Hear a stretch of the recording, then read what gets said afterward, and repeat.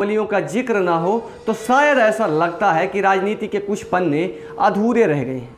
उत्तर प्रदेश में राजनीति करने के लिए आपको विद्वान या श्रेष्ठ होने की ज़रूरत नहीं है। आप जराइम की दुनिया में कदम रख कर देखिए, राजनीति का दरवाज़ा अपने आप ही खुल जाता है। आज उत्तर प्रदेश में बहुत कुछ बदल गया है, लेकिन लोगों की सोच आज भी नहीं बदली। आज भी उत्तर प्रदेश के लोग बाहुबलियों को सलामी ठोकते हैं और उनको भैया या बहन जी कहकर पुकारते हैं। चलिए आज ऐसी ही कहानी से आपको रूबरू करवाता हूँ, जिसमें भारत के एक बड़े वर्ग को अत्याचारी वर्ग के ताज से नवाजा गया है। वो समाज कौन सा है? वो समाज है राजपूत समाज। भारत को अखंड बनाने में जिन राजपूतों ने अपना सर्वस्व निछावर कर दिया, उन्हीं राजपूतों की इज्जत 1947 से लेकर आज तक लुटती आ रही है। फिल्मी दुनिया से लेकर आम जनमानस तक सिर्फ यही बताया गया कि राजपूत निर्दयी होते हैं, गरीबों पर जुल्म व अत्याचार करते हैं। चलिए शुरू करते हैं आज के इस कहानी को। अगर आपने हमारे चैनल को सब्सक्राइब नहीं किया है तो चैनल को सब्सक्राइब करना ना भूलें। आप फूलन देवी पर कुछ फैक्ट्स जानिए। आप चाहें तो जालौन जिले में फूलन देवी के गांव जाकर इस फैक्ट्स को पता कर सकते हैं कि फूलन देवी पर जुल्म किसने किया था, उसके परिवार ने या फिर राजपूत समाज ने। फूलन देवी के सगे चाचा ने फूलन देवी की ज़मीन पर कब्जा कर लिया था।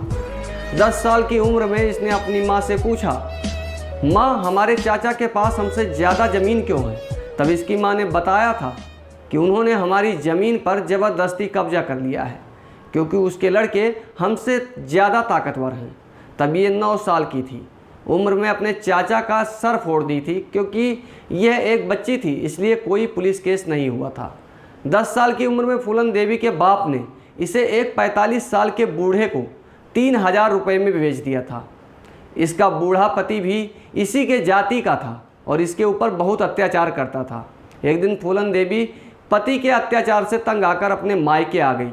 कुछ दिन के बाद इसके भाइयों ने इसे ज़बरदस्ती इसके पति के घर भेज दिया। वहाँ जाकर पता चला कि उसके पति ने कोई और महिला से शादी कर ली है। फिर उसके पति और उसके पति की दूसरी पत्नी ने इसे घर से भगा दिया। फिर यह वापस अपने गांव आ गई। मायके में सगे भाइयों से इसका काफ़ी झगड़ा हुआ। तब इसके सगे भाइयों ने इसके खिलाफ़ पुलिस में रिपोर्ट करवा दिया, जिससे ये थाने में बंद हो गई। तब गांव के ठाकुरों ने ही ये सोचकर इसकी जमानत करवाया कि गांव की लड़की जेल में बंद हो तो यह गांव के लिए शर्मनाक है। एक दिन इसी गांव में विक्रम मल्लाह नामक एक डकैत ने धावा बोला और उसने फूलन देवी के साथ बलात्कार किया। और विक्रम मल्लाह 4 दिन तक गांव में रुका और छुपा रहा, और जाते हुए वो फूलन देवी को भी अपने साथ बीहड़ में लेकर चला गया। विक्रम मल्लाह डकैतों की गैंग का सरदार नहीं था, बल्कि सरदार बाबू गुर्जर था। एक दिन बाबू गुर्जर ने फूलन देवी का बलात्कार किया, जिससे गुस्से में विक्रम मल्लाह ने बाबू गुर्जर की हत्या कर दी और पूरी गैंग की कमान अपने हाथ में ले लिया। फूलन देवी विक्रम मल्लाह की रखेल बन गई। उनके बाद फूलन देवी विक्रम मल्लाह के साथ अपने पति के गांव गई और अपने पति के दूसरे पत्नी को मरणासन हालत तक पीटा और बीच बचाव करने आए 2 लोगों को गोली मार दी। डकैतों के एक दूसरे गैंग का मुखिया दादा ठाकुर, जो मीणा था, वो बाबू गुर्जर की हत्या से विक्रम मल्लाह से नाराज और दादा ठाकुर ने विक्रम मल्लाह की हत्या कर दी। विक्रम मल्लाह की हत्या से नाराज होकर फूलन देवी ने मीणा जाति के गैंग के सदस्य ठाकुर लाला राम मीणा को मार दिया। इससे दादा ठाकुर ने एक गांव में घुसकर मल्लाह जाति के 25 लोगों को मार दिया। फूलन देवी को शक था गांव के क्षत्रिय यानी ठाकुर समाज के लोग दादा ठाकुर मीणा के प्रति सहानुभूति रखते हैं और उसे संरक्षण देते हैं।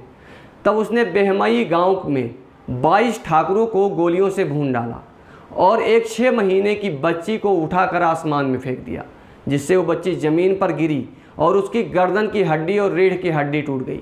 वो बच्ची आज भी जिंदा है, लेकिन ना वो चल सकती है और ना बैठ सकती है। वो बच्ची आज एक जिंदा लाश बनकर एक युवती बन चुकी है। लेकिन मीडिया ने फूलन देवी को यह कहकर हीरोइन बना दिया कि उच्च जातियों के अत्याचारों से तंग आकर फूलन देवी ने बदला लिया। अब आप खुद विचार करिए कि फूलन देवी पर अत्याचार करने वाले कौन लोग थे? क्या फूलन देवी का पिता दोषी नहीं है, जिसने फूलन देवी को 45 साल के बूढ़े को बेच दिया था? क्या फूलन देवी का चाचा दोषी नहीं है, जिसने फूलन देवी के ज़मीन पर कब्जा किया? क्या फूलन देवी के सगे भाई दोषी नहीं हैं, जो उसे बार बार उसके अत्याचारी पति के पास छोड़ आते थे? क्या फूलन देवी का पति दोषी नहीं है जो उसके ऊपर अत्याचार करता था? क्या विक्रम मल्लाह दोषी नहीं है जिसने फूलन देवी का बलात्कार किया और उसे उठाकर बिहार लेकर चला गया और उसे अपराध की दुनिया में ढकेल दिया?